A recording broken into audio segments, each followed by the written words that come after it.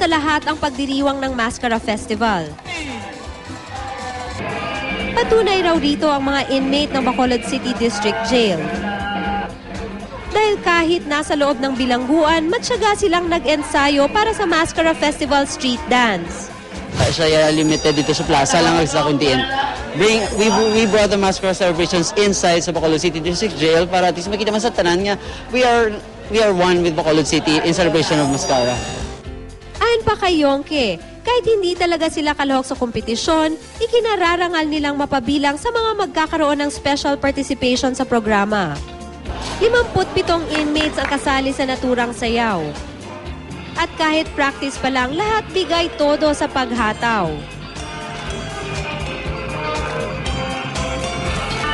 Sa pagkembot. At maging sa mga stunts. Ang amon nga practice, ang amon nga kakapoy, baliwala lang sa amon kay nalipay kami nga kapag expected nga pag-intra amon. Dagdag pa nila paraan din ito para magbago ang negatibong pagtingin sa kanila ng ibang tao. Bagay na mas mahalaga pa raw kaysa sa pera o karangalan na maaari nilang matanggap. Try kami nga ma-rehab ang aton nga mga kauturan diri nga nakadetain diri sa amon. At makita man nila nga may mga talent man ang mga diri nga mga PDL namon.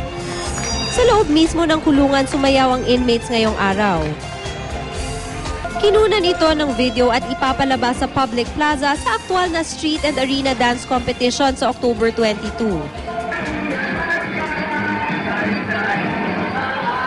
Kaginang mga balita ahalin diri sa Negros Occidental.